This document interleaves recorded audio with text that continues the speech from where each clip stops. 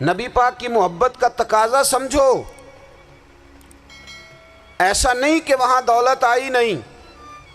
حضور تو فرماتے ہیں کہ اللہ نے خزانوں کی کنجیاں میرے ہاتھ میں رکھ دی ہیں، لیکن میں نے عرض کیا مالک ایک وقت روٹی دینا اور ایک وقت کا فاقہ دینا۔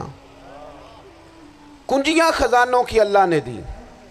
جب تک آپ اپنا طرز زندگی، یہ جو بہت دنیا کا پیار ہے نا، بہت زیادہ مرنے کی ہرس، یہ بہت زیادہ جینے کی ہرس، تو اللہ تعالیٰ نے قرآن پاک میں یہودیوں کا طریقہ بیان کیا کہ وہ کبھی مرنے کی تمنا نہیں کریں گے کیونکہ جینے کی ہرس رکھتے ہیں۔ نبی پاک علیہ السلام کے غلاموں، طرز زندگی جب تک سادہ نہیں ہوتا اور جب تک یہ دنیا کے جھمیلوں سے کسی کو دولت دے کر پیچھے کر دیا جاتا ہے، کسی کو عہدہ دے کر چپ کرا دیا جاتا ہے، کسی کو اقتدار دے کر چپ کرا دیا جاتا ہے، رسول اللہ صلی اللہ علیہ وسلم کے سچے غلام انہیں ایک بات کی سمجھ آ گئی تھی کہ ہمیں ہمارے رب نے کہا ہے قُلْ إِن كُنْتُمْ تُحِبُّونَ اللَّهَ فَاتَّبِعُونِي يُحْبِبْكُمُ اللَّهُ۔ اے محبوب آپ ان سے فرما دیں اگر رب سے محبت کرنا چاہتے ہیں تو آپ کی پیروی کریں، اللہ خود ان سے محبت فرمائے گا۔ جب رب بھی ان کا ہو جائے گا، جب رب بھی ان کا کی محمد سے وفاتوں نے تو ہم، یہ جہاں چیز ہے کیا، یہ لوح و قلم تیرے ہیں، اس کا کیا مطلب ہوا؟ لوح و قلم، قلم لکھتی ہے نا تقدیریں، مقدر فیصلے، تو لوح و قلم تیرے ہیں، اس کا مطلب یہ ہے کہ پھر رب کریم تیرے اوپر فضل کرے گا، اور وہ جن فیصلوں کی امت کو دیانت سے چاہت ہے اللہ اپنے فضل سے وہ فیصلے فرمائے گا۔ جب تک زندگی حضور کی غلامی کی طرف نہیں جاتی وہ اللہ تعالیٰ کی تائید نہیں پاتی۔ حضرت عبداللہ ابن حذافہ رضی اللہ تعالیٰ عنہ کو رومیوں نے قید کر لیا تھا، اور جب رومی آپ کو قید کر رہے تھے، پکڑ رہے تھے، جنگ میں کچھ موڑ ایسا آ گیا کہ بظاہر مسلمانوں کے قدم پیچھے ہٹ رہے تھے، 1000 آدمی نے، 100 آدمی نے مل کے آپ کے گرد گھیرا ڈالا اور بڑی مشکل سے آپ کو گرفتار کیا۔ جب بادشاہ کے سامنے لے گئے نا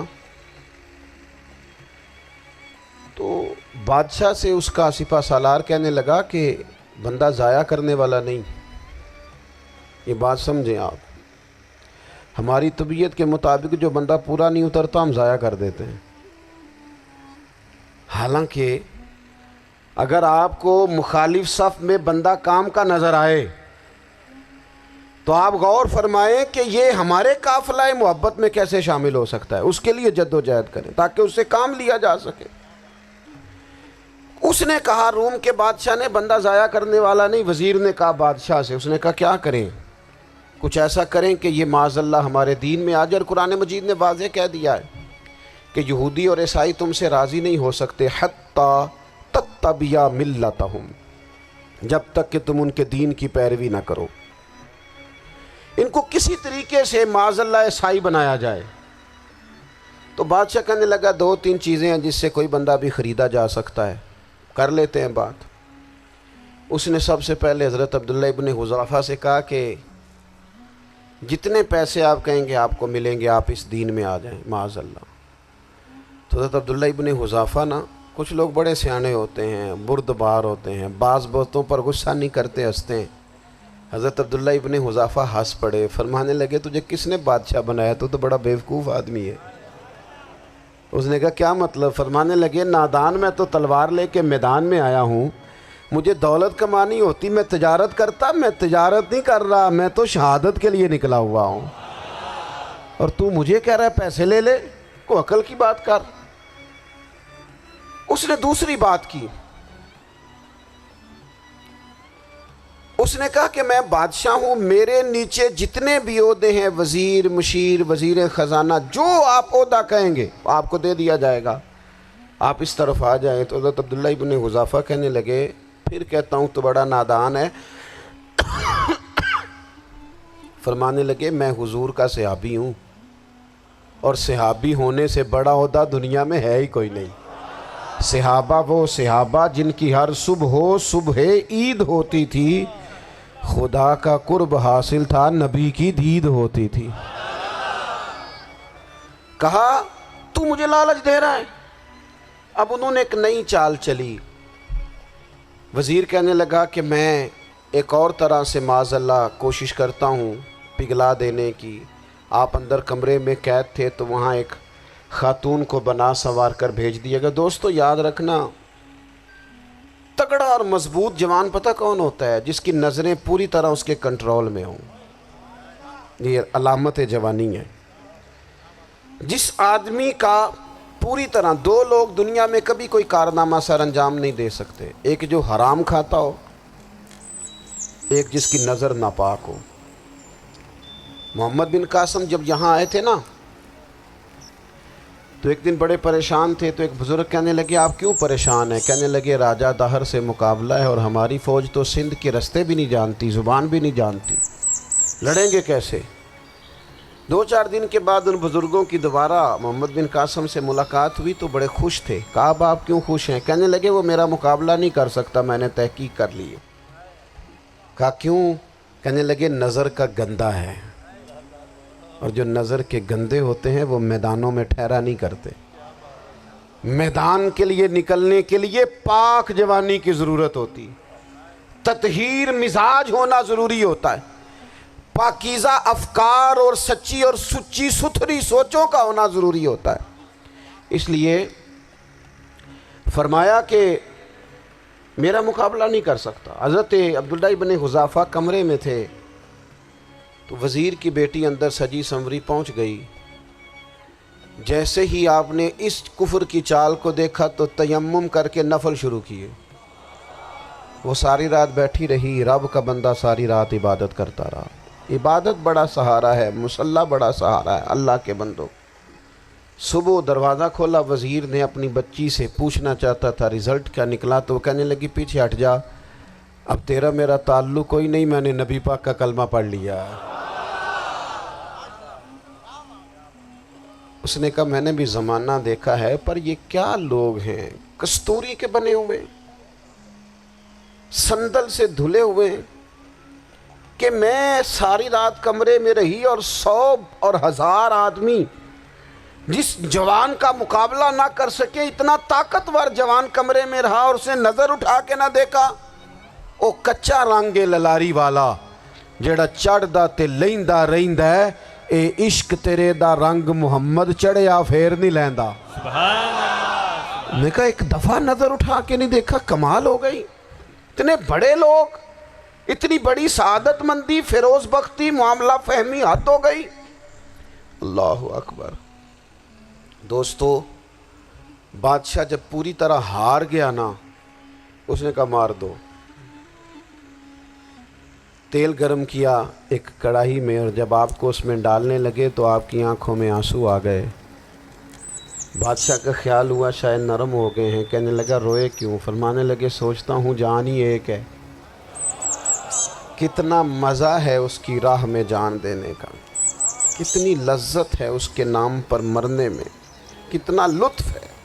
جے تو چڑھیا اتے دار بھی نہیں تے جے تو وکیا عشق بازار بھی نہیں، تے ایڈا سستا سودا پیار بھی نہیں، تے ایڈا سستا لبدا یار بھی نہیں۔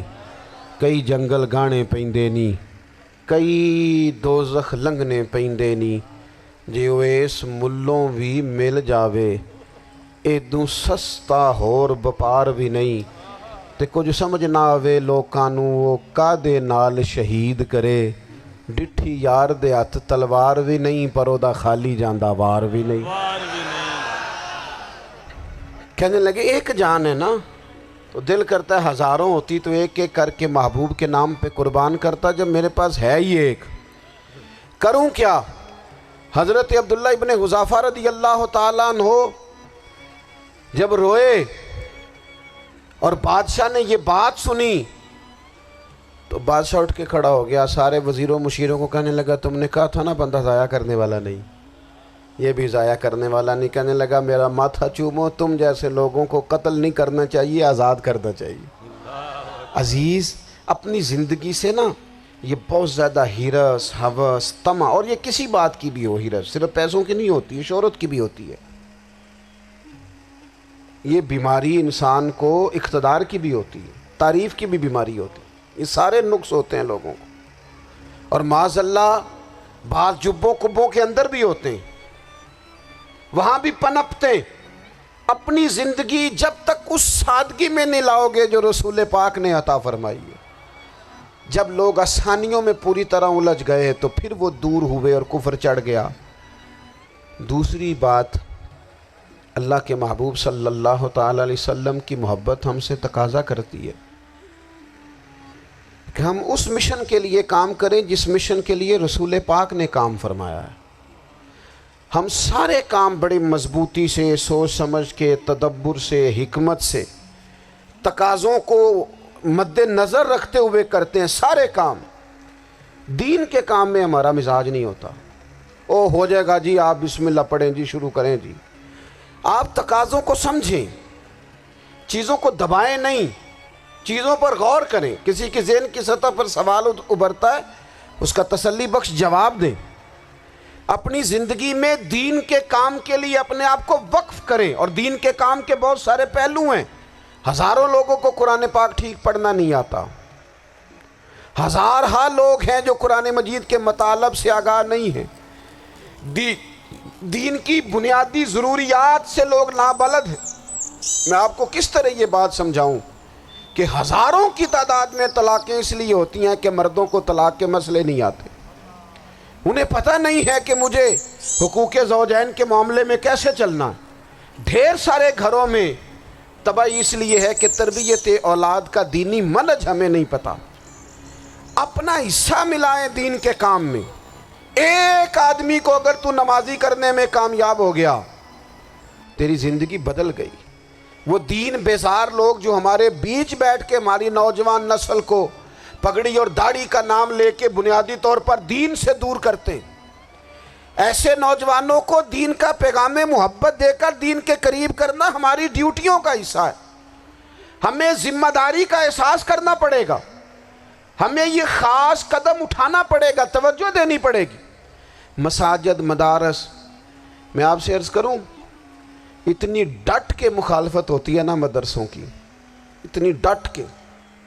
میں ادارہ چلاتا ہوں، اس کے چلانے میں جو مشکلات ہیں وہ تو ہم بتا نہیں سکتے آپ کو، اس لیے کہ میری قوم، میرا اس قوم سے تعلق ہے جو نعت خواں امیر کرنا چاہتی ہے، مدرسے نہیں۔ ہاں، نقیب خطیب پیدا کرنا چاہتی ہے، شعر و شاعری کی زندگی کو پروان چڑھانا چاہتی ہے۔ فقط ہمارا ان لوگوں سے تعلق ہے جو لاکھوں کروڑوں روپیہ محافل پہ لگائیں گے، اور قاری صاحب بیچارے اگر مسجد کا کوئی ہونے والا کام کسی وقت بتا دیں گے تو وہ بڑی مشکل آ جائے گی ان کے لیے۔ یہ کیسے ہو سکتا ہے، آپ نے یہ ڈیوٹی بتا دی۔ مدارس، اور جتنا اہم رول دین کو پھیلانے میں مدارس اسلامیہ کا ہے، اتنی زبردست، لوگوں کا خیال ہوتا ہے میری طرح کے لوگ شاید کام کرتے ہیں، ڈیوٹی کرتے ہیں۔ یہ 10-15 لوگ آپ کو نظر آتے ہیں جو آپ کو کہیں میڈیا پر یا ادھر ادھر ڈیوٹی کرتے، مخلص لوگ اپنی جگہ پہ، وہ بھی بڑا ہی کام کر رہے ہیں، جو میڈیا پہ آ کے بھی اخلاص سے اور درد دل سے کو دین کی، ان کی بھی کسی بات کی حوصلہ شکنی نہیں۔ لیکن ہزارہا اساتذہ جو مدارس میں بیٹھ کے پڑھاتے ہیں، جنہوں نے وہ سارے لوگ تیار، آپ سمجھ نہیں سکتے کتنا بڑا کام۔ حفظ کا استاد جو ہوتا ہے نا، اس کی ڈیوٹی 24 گھنٹے ہوتی ہے، فجر سے پہلے، اور اس نے بچوں کو اٹھانا ہے۔ تنخواہ تو ہم انہیں دینا نہیں نہ چاہتے جی، تنخواہ نہیں دئی دی انہوں نے، ہمیں مولوی امیر نہ ہو جانا۔ مولوی نو تے سوٹ بھی 27ویں والی رات دے ہے تاکہ کدھر سوان کے عید والے دن پا نہ لوے، چونکہ 27ویں تو بعد تے درزی پھڑتا ہی کوئی نہیں، کیوں حضرت؟ ایسے ہی ہے نا، اس وقت تو نہیں نہ لیتا۔ تو ہم چاہتے ہیں مولوی ہماری مرضی کے ہماری طرح کا سوٹ نہ پہن لے۔ مدارس کی مضبوطی، آپ یہ دیکھ لیں، یہ صلاح الدین ایوبی کا تعلق بھلا کس چیز سے تھا؟ غوث اعظم کے مدرسے سے۔ حضور غوث اعظم کے مریدوں کی جماعت اس کے ساتھ شامل تھی۔ کون لوگ تھے جنہوں نے مدارس سے فیض پایا؟ رازی اور غزالی، حضور غوث اعظم، خواجہ اجمیر، یہ سب لوگ مدارس کے لوگ ہیں۔ کمزوریاں ہیں، غلطیاں ہیں، بہت ساری چیزوں کی اصلاح کی ضرورت ہے، لیکن یہ دین کا بہت بڑا قلعہ ہوتا ہے مدرسہ، لیکن اس کی مخالفت کی جاتی ہے۔ مجھے بتائیے، اگر مدرسوں میں کمزوریاں ہیں تو کالجوں یونیورسٹیوں میں نہیں ہیں؟ ہم نے کبھی مخالفت کی ہے بند کر دو سارے؟ لیکن لوگوں کا جب خیال آتا ہے، جب ہمارے ایک صاحب کا وزیر صاحب تھے سر راہ، کسی دعوت میں میری ان سے ملاقات ہو گئی تو انہوں نے کہا مدرسوں کا کردار کیا ہے آج کے ماحول میں؟ میں نے انہیں کہا کہ مختلف کورسز آپ کراتے ہیں نا، تو اس کے لیے پھر مختلف ویکینسیز ہوتی ہیں، جہاں بچوں کو مدرسے کا کورس کرایا جاتا ہے تو استاد بننا ہوتا ہے، اس نے خطیب بننا ہوتا ہے، مسجد کی ڈیوٹی کرنی ہوتی ہے۔ میں نے کہا آپ بالکل کوئی حکومت سرپرستی نہیں کرتی، لیکن اللہ کا فضل ہے، کبھی آپ نے حکومت سے سنی ہے جس میں جمعے والے دن مولوی نہ ملا ہو جمعہ پڑھانے کے لیے؟ کبھی آپ کو رمضان میں ایسی مسجد ملی ہے جس میں قرآن مجید سنانے کے لیے حافظ نہ ملا ہو؟ یہ ہو سکتا ہے کسی حافظ کو مسجد نہ ملے۔ تو مدارس کے ذمے جو کام تھا مدارس نے جم کے کیا ہے اور ڈٹ کے کیا اللہ کے فضل سے۔ اور مدارس کے لوگوں کو بھی کمزور نہیں پڑنا چاہیے، کبھی کسی وزیر مشیر مالدار کے روب میں نہیں آنا چاہیے، قطعاً نہیں۔ کیوں؟ کہ یہ وہ عظیم لوگ ہیں رسول اللہ صلی اللہ علیہ وسلم کے دین کے غلام، کہ ابھی ایک لفظ نہیں پڑھا ہوتا الف با تا سا، پہلے دن گھر سے نکلتے ہیں تو حضور فرماتے ہیں اللہ کے فرشتے ان کے پیروں کے نیچے پر بچھا بھی دیتے ہیں، پہلے دن اتنا بڑا اعزاز ملتا ہے۔ تو حضور کی محبت کا تقاضا ہے، دین کا کوئی کام کیا جائے۔ ایک خاتون مسجد نبوی شریف میں جھاڑو دیتی تھی، پر کوئی کام تو کرتی تھی نا۔ اور کس مسجد میں؟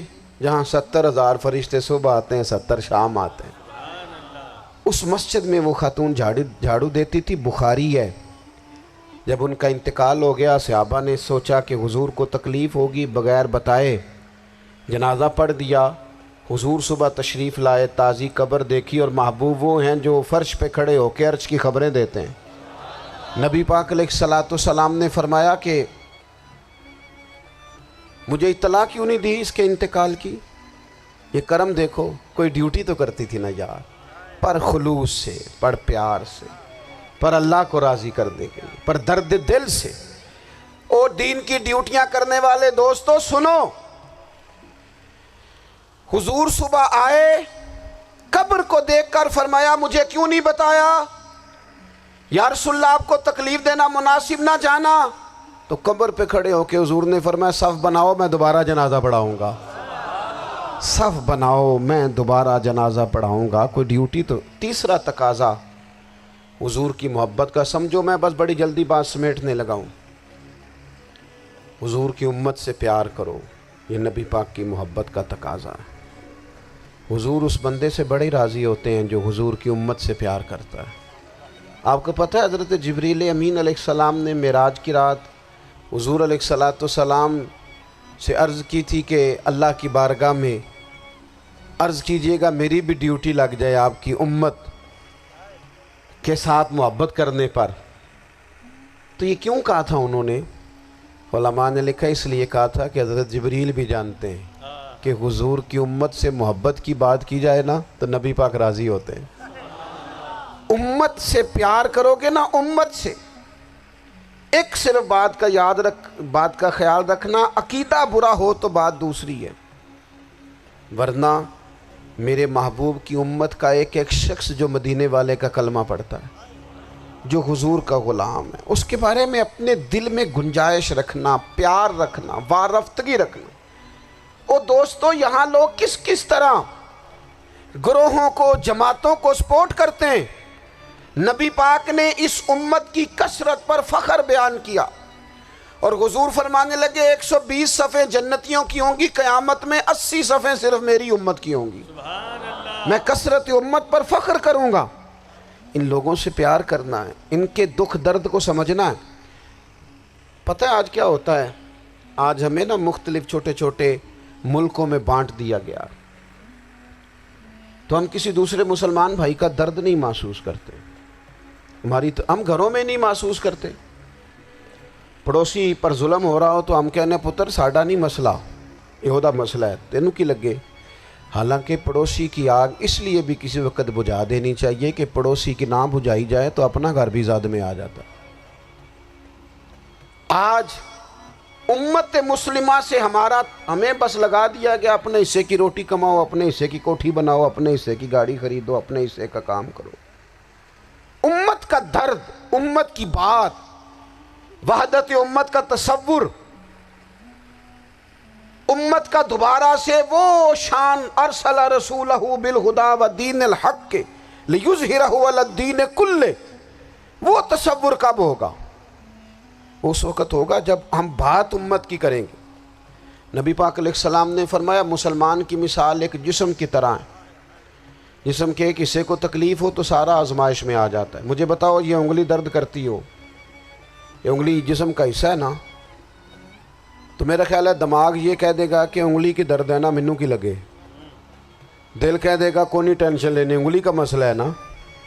ایسا نہیں ہوتا، بلکہ جب انگلی میں درد ہوتی ہے تو دماغ منصوبہ بندی کرتا ہے کہ اس کا علاج کیسے ہو سکتا ہے، دل پریشان ہوتا ہے، پیر چل کے جاتے، ہاتھ وہ دوائی وصول کرتے، دانت اسے چبا کر، حلق اسے نگل کر، معدہ اسے ذخیرہ کر کے جسم میں پھیلاتا ہے، پھر جا کے انگلی شفا پذیر ہوتی ہے۔ ایک حصے کو درد ہو تو سارا حصہ کام پہ لگ جاتا ہے۔ اسرائیل اگر تکلیف دے رہا ہے فلسطینیوں کو تو ہونا چاہیے تھا نا بعض مسلمان حکمرانوں کو نیند نہ آتی، وہ درد دل محسوس کرتے، ہونا چاہیے تھا نا کہ بعض لوگ یہاں ہم کیا کرتے ہیں بھلا بیٹھ کے، اب تو مجھے بعض چیزوں سے کوفت بھی ہونے لگا، ہم دیتے ہیں بیان، مذمت، آپ کے بیان دینے سے کیا ہوگا؟ فلانے نے بھی بیان دے دیا، فلانے نے بھی کلپ دے دیا، یہ کیا کر رہے ہیں؟ یہ تو آپ زندہ رہنا چاہتے ہیں۔ وہ جس طرح آج کل ہمارے ہاں بہت ساری چونکہ جماعتیں ہیں تو کشمیر ڈے آتا ہے نا تو مل کے ریلی نہیں نکالی جا سکتی، سوال نہیں پیدا ہوتا، کیونکہ ہمیں جماعتوں کو زندہ رکھنا ہے۔ اس جماعت کی خبر الگ لگنی چاہیے، اس جماعت کی خبر الگ، تو ایسے کوئی انقلاب آئے گا؟ یاد رکھنا امت کو پوری کو ایک طاقتور آواز بننا پڑے گا، ہمیں تھوڑا تھوڑا اوپر اٹھ کے سوچنا پڑے گا۔ خدا را اللہ تعالیٰ مجھے معاف کرے اگر کوئی بات میں سطحی کر رہا ہوں، دل کی گہرائی سے عرض کرتا ہوں اب تو بڑا سخت وقت آ گیا۔ اب چونکہ اب تو کیمرے کی آنکھ آئی ہے تو وہ زخمی بچے دیکھے نہیں جاتے، وہ تڑپتی مائیں دیکھی نہیں جاتی، وہ سسکتی اور آواز دیتی بیٹیاں سنی نہیں جاتی۔ وہ آوازیں ایسی ہیں جیسے وہ رات کے سناٹوں میں چیخیں بن کے لوگوں کو جگایا کریں گی۔ خدا را کچھ جرم ایسے ہوتے ہیں جن کی سزائیں بڑی سخت ہوتی ہیں، جن کی معافی بڑی مشکل سے ہوتی۔ اپنے اندر جذبہ ایمانی پیدا کریں۔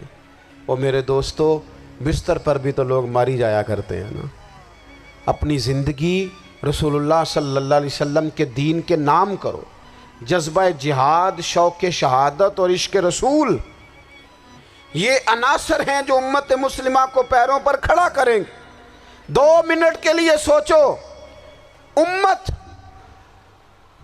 اگر اسی طرح کٹتی رہی، پریشان رہی، دکھتی رہی اور باری باری کر کے، اقبال نے کیا کہا تھا؟ اس نے کہا تھا وطنوں میں، انہوں نے کہا تھا کہ ان تازہ خداؤں میں بڑا سب سے وطن ہے، جو پیرہن اس کا ہے وہ مذہب کا کفن ہے۔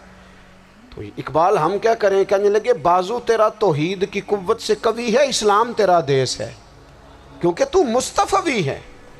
تو بحیثیت مسلمان سوچنا شروع کر، بحیثیت مسلمان، اور یوں تو سید بھی ہو، مرزا بھی ہو، افغان بھی ہو، تم سبھی کچھ ہو، بتاؤ کہ مسلمان بھی ہو۔ تمہارے اندر کہیں سے کوئی مومن بھی بولتا ہے کہ نہیں؟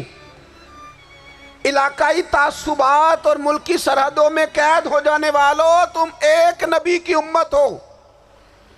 کیوں نہیں سمجھتے کہ جب کشمیر کی بیٹی روتی ہے تو مدینے والے محبوب پاک علیہ السلام کی امت کی بیٹی روتی ہے، جب فلسطین کی بیٹی روتی ہے تو امت کی بیٹیاں روتی۔ خدا را کچھ درد دل اپنی طبیعت میں پیدا کریں۔ میں حکمرانوں کی بات نہیں کرتا، میں تو عام لوگوں سے ایسے تبصرے سنتا ہوں جو نہیں کرنے چاہیے۔ وہ نہیں جی نہیں، دوسرا رخ بھی دیکھو، عام آدمی اٹھ کے، عام لوگ بھی یہ خطرناک سوچیں اور ان سے خوفناک نتائج برآمد ہوں گے۔ تو 3 باتیں میں نے آپ کی خدمت میں عرض کی ہیں۔ ایک تو کوشش کریں اپنی زندگی کے اندر کہ زندگی کو سادہ کریں، پیسہ ضرور کمائیں لیکن پیسے سے پیار نہ کرو، پیار تو مدینے والے رسول سے کرنا۔ دولتیں، ہرس، ہوس، طمع، ان سے باہر آؤ۔ اور دوسری گزارش آپ کی خدمت میں یہ عرض کی ہے، کچھ نہ کچھ دین کا کام، اور اس میں بھی شہرتوں سے بچتے ہوئے، تصویروں سے بچتے ہوئے۔ میں ہر محفل میں شاید کہتا ہوں میری فوٹو آ رہی ہے اور لائیو آ رہا ہے اور فلاں ہو رہا ہے، لیکن اس محفل کا خوبصورت انسان وہ ہے جو سب سے پیچھے بیٹھا ہے، وہ کسی فوٹو کے لیے نہیں آیا۔ اور میں ڈھیر سارے لوگ دیکھ رہا ہوں، یہ جو آگے بیٹھ جاتے ہیں بعض اوقات 5، 7، 10 لوگ، یہ بڑی تصویر سازی کرتے ہیں، لیکن جو پیچھے بیٹھے ہوتے ہیں ان کی کوئی فوٹو نہیں آتی۔ اور میں نے بہت سارے لوگوں کو دیکھا ہے کبھی موبائل کو ہاتھ بھی نہیں لگاتے، لیکن جن کے لیے آئے ہیں انہیں تو پتہ ہے نا کون کون آیا ہے۔ اور کچھ دین کے لیے کریں۔ اور تیسری گزارش آپ کی خدمت میں یہ ہے کہ امت بن کر بھی ضرور سوچیں اور امت کے دکھوں کا مداوع بھی کریں اور امت مسلمہ کا درد بھی اپنے سینے میں ضرور محسوس کریں۔ اللہ تعالی ہماری اس بزم کو جی ایک بات اور سن لیں جی، نبی پاک علیہ الصلوۃ والسلام نے ارشاد فرمایا، لائیں جی، حضور سید عالم علیہ الصلوۃ والسلام نے ارشاد فرمایا کہ جب تک بندہ اللہ کے بندوں کی مدد میں رہتا ہے نا، اللہ بھی اس کی مدد کرتا رہتا ہے۔ یعنی اگر آپ امت کے لیے سوچتے ہیں، کوئی امت کے لیے فکر پیدا کرتے ہیں، کچھ امت کی سوچیں لاتے ہیں تو اللہ بھی مدد فرمائے گا۔ اور یہ بات اچھی طرح یاد رکھیں، جب بھی بندہ کوئی ایسا کام کرتا ہے نا جو خالص اللہ کی رضا کے لیے ہو تو رب کی مدد ضرور آتی ہے۔ وَلَقَدْ نَصَرَكُمُ اللَّهُ بِبَدْرٍ وَأَنْتُمْ أَذِلَّةٌ۔ تو یہ کام کریں گے تو اللہ کی مدد بھی آئے گی۔ اللہ توفیق عطا فرمائے۔ وَمَا عَلَيْنَا إِلَّا الْبَلَاغُ۔